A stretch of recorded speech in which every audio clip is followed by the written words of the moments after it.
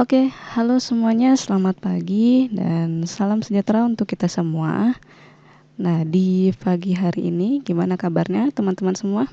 Semoga selalu sehat ya. Oke, di sini sudah ada yang jawab, alhamdulillah sehat katanya. Oh ya, semoga teman-teman semua di sini yang hadir pada kesempatan belajar hari ini bisa mengikuti pembelajaran dengan baik ya. Oke, di pertemuan perdana kali ini kita mau belajar tentang persiapan UTBK Saintek ya, khususnya bidang studi kimia. Nah, sebelumnya di sini Kakak ingin memperkenalkan diri dulu ya. Nah, teman-teman di sini pasti belum tahu kan Kakak siapa? Oke, kita kenal dulu ya. Tak kenal maka tak sayang. Oke. Di sini oke, perkenalkan nama Kakak Isrina, biasa juga dipanggil Ninis. Jadi, teman-teman boleh panggil Kakak Nisrina atau Ninis ya, terserah. Nah, di sini Kakak akan membersamai adik-adik semua, teman-teman semua untuk belajar sama-sama tentang UTBK Kimia. Nah, di pertemuan perdana ini ya, kita tipis-tipis dulu deh. Kita coba latihan sebanyak 3 soal dulu untuk pengenalan ya teman-teman, soal UTBK itu seperti apa. Kemudian kalau di kimia itu nanti gimana tipe-tipe soalnya. Oke, kita langsung aja ya mulai pembahasannya. Kita mulai dari soal nomor 1. Nah, oke, di sini soal nomor 1 yaitu oke, kita coba baca bareng-bareng ya soalnya. Untuk soal nomor 1, di sini berupa pernyataan. Jadi ada 2 pernyataan yang akan kita analisis sama-sama mengenai hubungan sebab dan akibatnya. Nah, untuk pernyataan yang pertama di sini dijelaskan bahwa anion dari unsur X dan kation dari unsur Y merupakan isoelektron. Oke. Nah, di sini diketahui bahwa nomor atom X-nya itu adalah 35, sedangkan nomor atom Y-nya adalah 37. Nah, kemudian di sini ada pernyataan sebab ya. Jadi anion dari unsur X dan kation dari unsur Y merupakan isoelektron sebab atau karena dalam sistem periodik unsur X terletak di periode keempat, sedangkan unsur Y terletak di periode kelima. Jadi kalau kita lihat nih, topiknya di sini adalah tentang konfigurasi elektron ya. Konfigurasi elektron dan kaitannya dengan sistem periodik unsur. Nah, masih ingat ya, ini adalah pelajaran kelas 10. Untuk bisa menjawab soal ini, ada beberapa konsep penting yang perlu teman-teman ketahui. Nah, di sini kalau kita bahas ya, di sini ada istilah anion, kemudian ada unsur X di sini, ada kation. Nah, kalian masih ingat nggak apa itu kation, anion? Gimana? Ada yang masih ingat nggak? Oke, kita coba ulas kembali ya. Nah, di sini kata kuncinya ada anion dan kation. Jadi unsur X itu adalah anion dan unsur Y itu kation. Di mana keduanya ini kalau dalam bentuk ionnya merupakan isoelektron. Jadi yang jadi kata kunci adalah isoelektron. Maka kita harus pahami dulu isoelektron itu apa. Ya. Nah, di sini kita bahas dulu untuk pernyataan pertama. Konsep penting yang perlu teman-teman pahami di sini, yang pertama kita harus tahu dulu apa yang dimaksud dengan isoelektron. Nah, jadi isoelektron itu adalah kondisi di mana terdapat 2 jenis atom atau ion. Nah, di mana dia memiliki jumlah elektron yang sama, seperti itu. Jadi tidak mesti ion-ion, tapi juga bisa kumpulan atom-atom. Yang penting ada 2 jenis yang berbeda. Nah, bisa juga lebih dari 2. Nah, gitu ya. Nah, perbedaan antara anion sama kation, nah ini keduanya adalah jenis-jenis ion, betul sekali. Nah, di sini perbedaan antara anion, kalau anion berarti dia atom yang bermuatan negatif ya. Jadi dia muatannya adalah negatif. Kenapa bisa bermuatan negatif? Karena dia telah menerima elektron dari luar. Sedangkan kation berarti kebalikannya. Kation berarti atom yang bermuatan positif. Dia bisa bermuatan positif karena dia sudah melepaskan elektron yang dimiliki. Seperti itu ya. Jadi maksud dari anion dan kation. Oke, gimana contohnya? Oke, langsung aja kita bahas di sini. Ya, di sini ada unsur X sama unsur Y. Karena sudah diketahui nomor atom X-nya itu 35 dan unsur Y itu nomor atomnya 37. Nah, nomor atom ini ya berdasarkan struktur atom itu sama dengan jumlah elektron. Ya, jadi kita langsung ke penyelesaiannya aja. Nah, penyelesaiannya kita harus cari tahu dulu konfigurasi elektron atau susunan elektron dari setiap unsurnya. Supaya apa? Supaya kita bisa tahu elektron valensinya itu mana ya. Elektron valensi dari masing-masing unsur itu berapa. Nah, jadi di sini untuk unsur X tadi nomor atomnya 35. Ya, berarti jumlah elektronnya ada 35. Ya, kita langsung aja nih susun. Nah, teman-teman masih ingat kan? Silahkan dicoba sendiri dan buktikan ini sudah benar atau belum. Nah, di sini kalau konfigurasi elektron unsur X ya, berarti di sini dimulai dari AR. Nah, ini bentuk penyederhanaan aja supaya cepat. Kemudian 4S2, 3D10 dan 4P5. Nah, kalau kita lihat di sini untuk menentukan elektron valensinya ya. Berarti di sini elektron valensinya itu terletak di 4S2 dan 4P5. Nah, kalau kita jumlah di sini 2 ditambah 5 berarti totalnya ada 7 elektron valensi. Nah, seperti itu ya. Kemudian yang Y ini juga sama caranya. Nah, Y di sini punya jumlah elektron sebanyak 37. Berarti konfigurasi elektronnya dimulai dari unsur argon, kemudian dilanjutkan ke 4S2, 3D10, 4P6, dan 5P1. Nah, kalau kita lihat berarti konfigurasi elektron terakhirnya atau elektron valensinya itu adalah 5P1.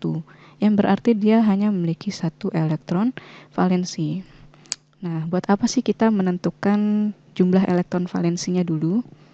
Nah, supaya kita bisa menentukan nih, apakah unsur X ini betulan anion atau bukan gitu. Karena sekali lagi, kita harus mengecek ya satu persatu setiap pernyataannya, betul atau salah gitu.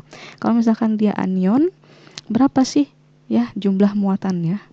Kalau misalkan unsur Y itu kation, berapa juga muatannya? Karena terkadang ya setiap unsur atau ion itu punya muatan yang berbeda-beda. Bisa plus 1, plus 2, plus 3 ya, minus 1, minus 2. Nah, itu kita harus cross check, teman-teman ya. Jadi hati-hati banget. Ini adalah tipe soal UTBK yang harus kita teliti satu persatu gitu ya, dalam waktu yang relatif singkat. Oke, kita lanjut.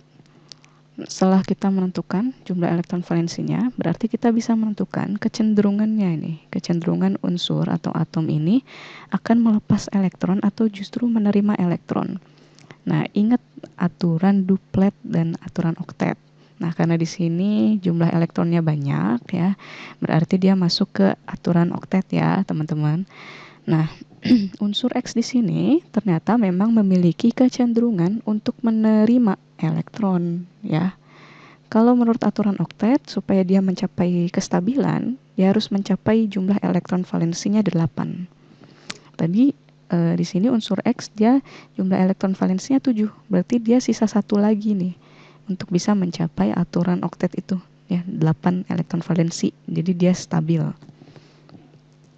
Nah, jadi dia harus menerima satu elektron dari luar. Nah, anion X-min. Jadi anion yang terbentuk itu adalah anion X-min, berarti muatannya minus 1 gitu kan.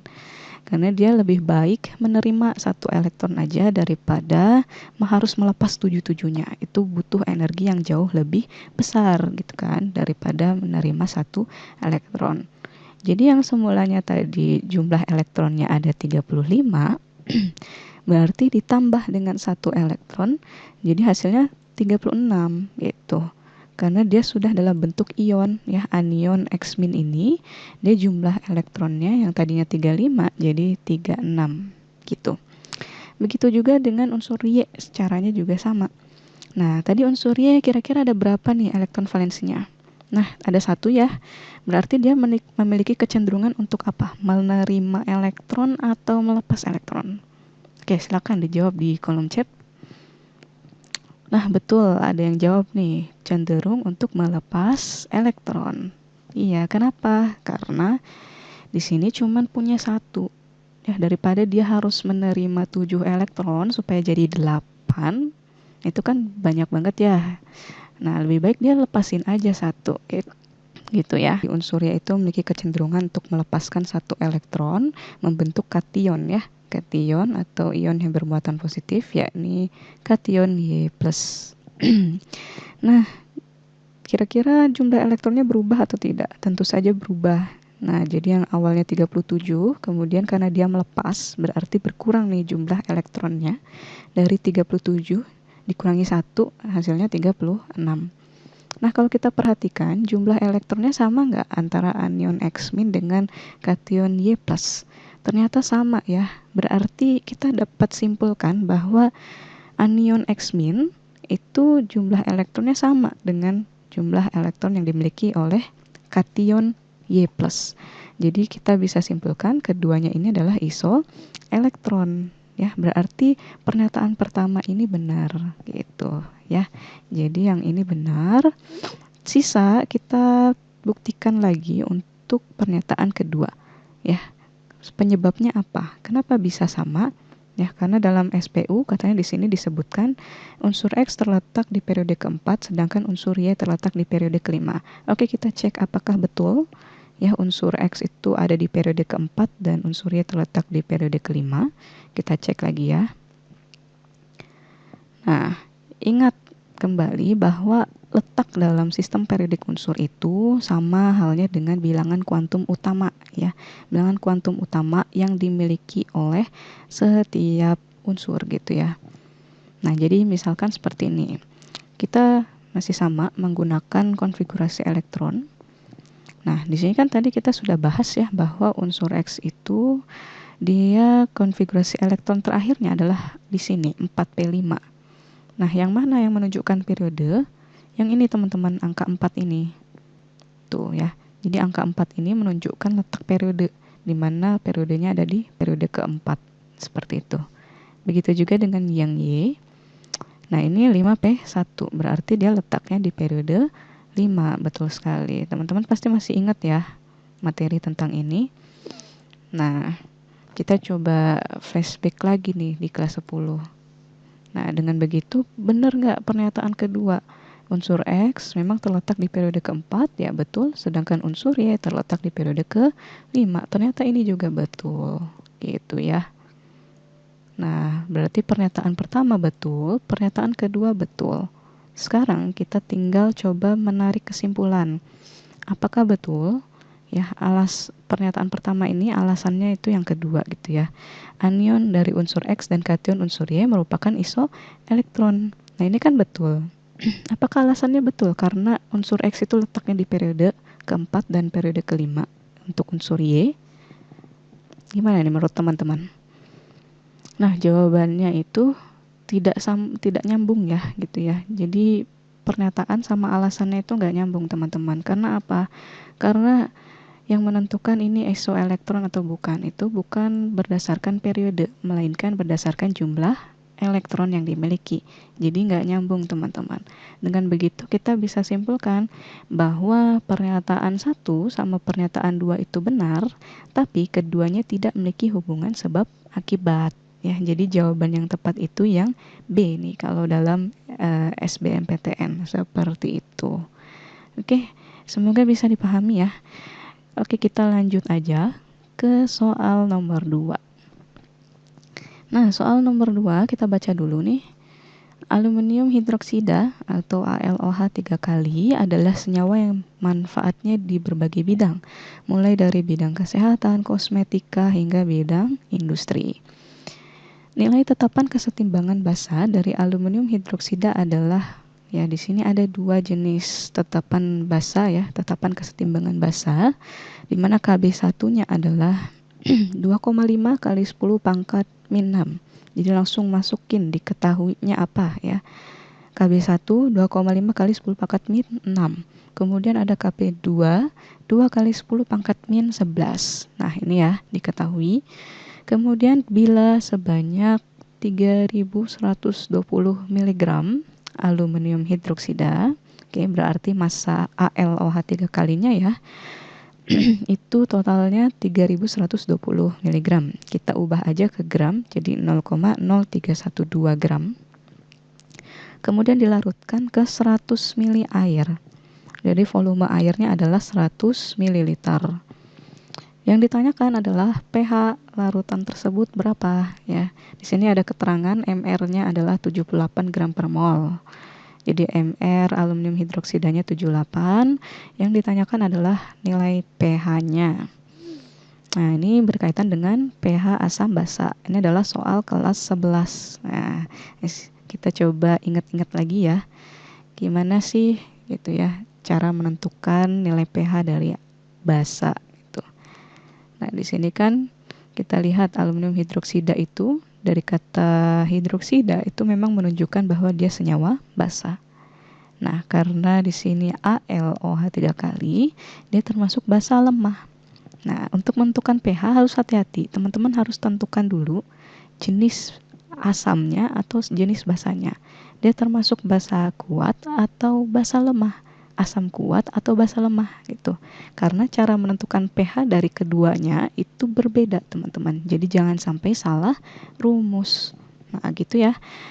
Nah, karena dia basa lemah di sini ya, ALOH 3 kali, berarti penyelesaiannya pakailah rumus seperti ini.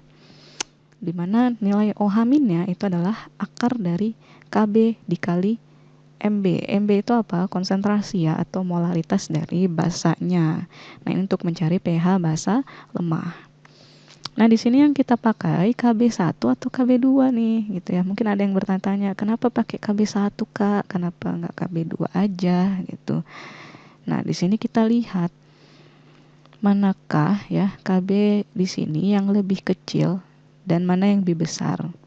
Nah, kalau kita lihat KB1 itu lebih besar daripada KB2, makanya kita pakai KB1. Kenapa seperti itu? Karena kalau KB2 itu terlalu kecil, teman-teman. Nah, karena terlalu kecil, saking kecilnya jadi diabaikan gitu. Jadi kita pakai aja yang besar gitu ya.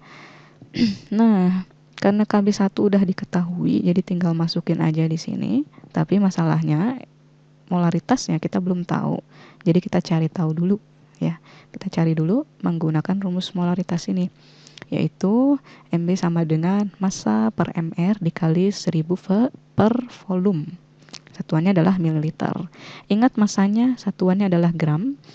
Jadi di sini molaritasnya kita masukin aja. Massanya tadi kan diketahui 0,0312 yang ini ya, yang gram. Kemudian MR-nya 78. Kemudian dikali dengan 1000 per 100. Ini adalah volume airnya gitu. Nah, ini coba teman-teman hitung apakah betul hasilnya di sini adalah 0,004 ya dikali dengan 10. Karena 1000 per 100 ini 10 ya. Kalau 0,0312 per 78, kalau kakak hitung nih hasilnya 0,0004 gitu. Nah, di sini kalau kita dapatkan hasilnya berarti 4 kali 10 pangkat min 3 molar ya, atau 0,004 untuk 23 ya, betul. Nah, setelah mendapatkan molaritasnya, langsung aja nih kita cari konsentrasi OH-. Nah, karena dia basa berarti nanti yang terionisasi adalah OH-nya gitu ya. Jadi OH- langsung aja dimasukin KB1-nya akar ya 2,5 kali 10 pangkat min 6 dikali 4 kali 10 pangkat min 3. Nah, ini kalau dikali 2,5 kali 4 10 ya, 10 sorry. Di 10, kemudian ini 10 pangkat min 6 dikali dengan 10 pangkat min 3, hasilnya 10 pangkat min 9. Jadi akar 10 dikali 10 pangkat min 9. Nah, ini hasilnya 10 pangkat min 8. Akarnya yaitu 10 pangkat minus 4. Nah, ini adalah konsentrasi OH-nya. Kalau kita sudah dapat konsentrasi OH-nya, udah gampang nih. Tinggal cari pOH-nya ya. pOH, karena dia basa berarti cari pOH-nya dulu ya, teman-teman. Jadi pOH-nya itu adalah min log OH-. Ini adalah rumusnya ya, mencari pOH. Langsung aja min log 10 pangkat min 4 yaitu 4 hasilnya. Jangan berhenti sampai di sini, tetapi setelah cari pOH kita cari pH-nya. Nah, pH itu akan sama dengan 14 dikurangi pOH. Ya, jadi 14 kita kurangi dengan 4, hasilnya sama dengan 10. Jadi kita bisa simpulkan nilai pH dari aluminium hidroksida itu adalah 10. Jadi jawabannya yang mana? Yang C ya, teman-teman. Betul sekali. Oke, sampai di sini semoga bisa dipahami ya. Kalau ada pertanyaan, silahkan ditanyakan lewat chat. Oke, langsung aja kita lanjutkan ke soal terakhir. Soal nomor 3. Nah, ini adalah tipe ketiga dari soal SBMPTN. Jadi ada pernyataan 1, 2, 3, 4. Kira-kira kita harus tentukan dulu nih, manakah pernyataan yang tepat ya. Pernyataan 1, 2, 3, atau 4. Teman-teman pasti sudah paham nih apa ya pilihan jawabannya ya. Untuk A itu biasanya pernyataan 1, 2, dan 3 itu benar. Untuk yang B, 1 dan 3 benar. Untuk yang C, 2 dan 4 benar. D itu nomor 4 saja yang benar. Dan yang E itu semuanya benar. Biasanya seperti itu ya untuk UTBK. Nah, tapi masalah itu kalian bisa searching di internet. Nah, sekarang kita coba bahas dulu ya cara menjawab yang ini. Untuk soal yang nomor 3, diketahui ada senyawa nih 2-metil 1-propanol katanya mengalami reaksi oksidasi dengan 2 tahap dengan oksidator yang namanya KMNO4. Nah, kita perlu analisis dulu nih, senyawa ini termasuk senyawa apa. Nah, kalau kita lihat ya, 2-metil 1-propanol itu senyawa apa, teman-teman? Ada yang tahu? Nah, ini adalah senyawa alkohol ya. Ya, kenapa kita bisa tentukan ini adalah senyawa alkohol? Karena dilihat dari gugus terakhir di sini. Nama terakhirnya di sini adalah ol, ada kata 00-nya gitu ya. Ada akhiran OL. Nah, itu menunjukkan gugus alkohol. Jadi misalkan etanol gitu ya. Propanol itu adalah senyawa-senyawa alkohol gitu. Nah, senyawa alkohol ini termasuk salah satu senyawa dari turunan senyawa alkana ya. Oh, berarti ini materi kelas 12 gitu. Nah, ada konsep penting juga yang harus teman-teman pahami gitu ya. Berarti konsep yang perlu teman-teman pahami di sini adalah reaksi-reaksi yang terjadi di senyawa alkohol itu seperti apa gitu. Teman-teman harus paham untuk bisa menjawab soal ini gitu ya. Jadi konsep pentingnya untuk yang pertama itu adalah reaksi senyawa turunan alkana, khususnya alkohol. Nah, katanya senyawa alkohol ini bisa mengalami reaksi oksidasi gitu ya. Jadi ada 2 tahap reaksi oksidasi.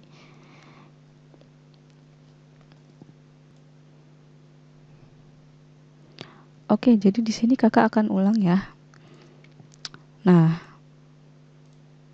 untuk senyawa alkohol ini ya, kalau dalam konsepnya ada beberapa konsep yang teman-teman perlu pahami tentang reaksi yang terjadi pada senyawa turunan alkana, khususnya senyawa alkohol. Nah, memang betul senyawa alkohol itu bisa mengalami reaksi oksidasi. Cuman tergantung dari jenis senyawa alkoholnya. Ada 3 macam senyawa alkohol gitu ya. Yang pertama yang disebut dengan senyawa alkohol primer. Ya, jadi ada alkohol primer, sekunder, dan juga tersier. Nah, di sini kalau misalkan senyawa alkohol primer itu mengalami reaksi oksidasi, maka dia akan mengalami 2 tahap ya. Ada 2 tahap reaksi oksidasi yang akan dialami oleh senyawa alkohol primer. Yang pertama tentunya untuk tahap pertamanya ya, senyawa alkohol itu ketika teroksidasi dia akan menghasilkan senyawa aldehid ya. Jadi kalau misalkan teman-teman disuruh menentukan apa hasilnya gitu ya, kalau misalkan ada alkohol primer teroksidasi satu kali ya, satu tahap aja, itu kira-kira hasilnya senyawa apa ya gitu ya. Maka teman-teman langsung jawab aja senyawa aldehid gitu ya, tergantung dari senyawanya. Jadi misalkan 2-metil-1-propanol, berarti teman-teman harus ubah 2-metil-1-propanol ini jadi 2-metil-1-propanal ya, karena dia aldehid gitu. Kemudian yang kedua ada tahap keduanya nih. Kalau misalkan senyawa alkohol yang tadi itu ya sudah menghasilkan aldehid karena reaksi oksidasi, nanti aldehid itu akan mengalami oksidasi lagi gitu ya. Jadi ada reaksi tahap 2-nya. Nah, reaksi tahap 2 itu nanti akan menghasilkan senyawa apa kira-kira? Nah, kalau dalam konsepnya itu akan menghasilkan asam karboksilat itu. Jadi senyawa asam karboksilat. Jadi bukan aldehid lagi tapi senyawa asam karboksilat gitu ya. Kemudian ada jenis alkohol yang kedua yaitu alkohol sekunder. Nah, kalau alkohol sekunder itu tentu menghasilkan senyawa yang berbeda lagi gitu. Kalau dia ngalamin reaksi oksidasi berarti dia akan menghasilkan senyawa keton gitu ya. Senyawa keton, sedangkan untuk alkohol tersier itu nggak bisa teroksidasi gitu ya. Jadi senyawa alkohol tersier yang terakhir itu tidak bisa mengalami reaksi oksidasi gitu. Jadi langkah pertama yang teman-teman harus lakukan untuk bisa menjawab soal ini adalah harus tentukan dulu senyawa ini termasuk alkohol apa? Alkohol primer kah, sekunder atau tersier? Nah, untuk bisa mengetahuinya, teman-teman harus buat strukturnya, gambarkan dulu strukturnya. Nah, kalau kita lihat di sini 2 metil 1 propanol itu strukturnya seperti ini, teman-teman. Nah, jadi yang dilihat itu primer, sekunder atau tersier, dilihat dari cabangnya. Nah, di sini kan kalau alkohol pasti ciri khasnya punya gugus OH. Nah, atom C di samping gugus OH inilah yang jadi patokan. Kalau misalkan atom C ini dia punya cabang, berarti dia bukan primer. Nah, di sini kan yang CH2 ini dia tidak ada cabang ya, baru ada cabang di atom C sebelahnya nih yang nomor 2. Berarti dia dikatakan alkohol primer, masih alkohol primer. Kalau misalkan dia sudah ada cabang 1 ya, berarti itu namanya sekunder, dan kalau misalkan ada 2 cabang berarti dia tersier gitu ya. Nah, kita cuman ulang-ulang lagi aja nih, cuman mengingat kembali materinya. Jadi teman-teman diharapkan bisa ingat ya. Nah, berarti kesimpulannya 2 metil 1 propanol ini adalah alkohol primer. Nah, nanti ketika 2 metil 1 propanol ini mengalami reaksi oksidasi, nah dengan bantuan oksidator KMNO4, berarti dia akan menghasilkan apa? Nah, ini ada reaksi tahap 1 ya. Nah, reaksi tahap 1-nya menghasilkan senyawa aldehida. Berarti senyawa yang dihasilkan adalah 2 metil 1 propanol. Dari segi struktur dia akan berubah ya, pasti namanya juga akan berubah. Jadi 2 metil 1 propanol. Nah, strukturnya seperti ini ya, teman-teman. Oke, kemudian kita lanjutkan nih. Nah, tadi kan di soalnya disebutkan reaksinya itu terjadi dalam 2 tahap. Berarti ya 1 tahap lagi kan. Nah, reaksi tahap 2-nya berarti dari kondisi yang ini 2 metil 1 propanol atau senyawa aldehidanya kemudian teroksidasi lagi gitu kan. Ini menghasilkan senyawa apa? Nah, betul. Ini adalah senyawa asam karboksilat yang dihasilkan, yaitu lebih tepatnya adalah asam 2 metil propanoat gitu ya. Jadi diubah ya teman-teman strukturnya dan nama senyawanya mengikuti senyawa asalnya yaitu 2 metil 1 propanol gitu. Nah, dengan begitu hasil reaksinya apa? Yang 2 metil 1 propanol atau asam 2 metil propanoat? Iya, betul. Kenapa? Karena ada 2 tahap gitu ya. Kalau 2 tahap berarti yang dihasilkan adalah senyawa asam 2 metil propanoat gitu ya. Nah, berarti kita coba cek di pernyataannya. Nah, ini ada pernyataan 2. Senyawa yang dihasilkan dari reaksi tersebut adalah 2 metil 1 propanol. Kalau teman-teman pilih jawaban ini berarti ini salah ya. Karena seharusnya yang tepat adalah, nah ini ada di pernyataan keempat, yaitu senyawa yang dihasilkan dari reaksi tersebut adalah asam 2 metil propanoat. Nah, yang keempat nih yang benar. Gitu ya. Kemudian yang nomor 3 nih. Senyawa tersebut sebenarnya tidak dapat mengalami reaksi oksidasi, sehingga pernyataan di atas tidak tepat. Ini juga salah. Karena yang tidak mengalami reaksi oksidasi itu senyawa apa? Betul sekali, senyawa alkohol tersier. Paham ya jadinya di sini? Nah, benar, udah bagus nih teman-teman pemahamannya. Gitu. Jadi yang benar ini pernyataan 4. Sisa pernyataan pertama. Senyawa yang dihasilkan dari reaksi tersebut dapat memutar bidang polarisasi. Nah, ini kita akan bahas lebih lanjut ya. Oke, kita lanjutkan untuk yang terakhir nih. Kita tinggal buktikan pernyataan 1 itu kira-kira betul atau salah ya. Nah, kalau di SBMPTN, kalau misalkan pernyataan 2 dan 3 itu sudah salah, maka otomatis pernyataan 1 juga salah. Karena di pilihan jawaban tidak ada yang pilihan benarnya itu 1 dan 4. Adanya 4 saja gitu. Jadi kita kalau misalkan tanpa membuktikan pun sebenarnya kita sudah tahu jawabannya. Yaitu cuman pernyataan 4 saja yang benar atau pilihan D gitu ya. Tapi di sini karena kita belajar gitu ya. Jadi kita coba buktikan benar nggak nih pernyataan 1 itu benar-benar salah gitu ya pernyataannya. Oke, sekarang kita coba nih ya. Untuk pernyataan pertama, senyawa yang dihasilkan dari reaksi tersebut katanya dapat memutar bidang polarisasi. Kata kuncinya di sini, dapat memutar bidang polarisasi. Apa sih maksudnya? Nah, kalau teman-teman masih ingat, di sini konsep pentingnya adalah ini berkaitan dengan sifat ya, salah satu sifat senyawa organik ya, khususnya senyawa turunan alkana, yakni sifat optis aktif ya, yang terdapat pada senyawa turunan alkana gitu. Sifat optis aktif itu artinya dapat memutar bidang polarisasi. Jadi maksudnya teh ini gitu ya. Jadi dapat memutar bidang polarisasi itu karena dia artinya bersifat optis aktif gitu.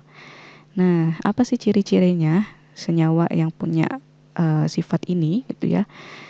Yang pertama, dia itu strukturnya asimetris. Nah, kapan suatu senyawa organik ya atau turunan alkana ini punya struktur asimetris gitu ya? Nah, artinya ada atom C yang mengikat 4 gugus berbeda. Jadi dalam senyawa tersebut ada rantai ya, rangkaian atom C itu ya, satu atom C yang mengikat 4 gugus yang berbeda.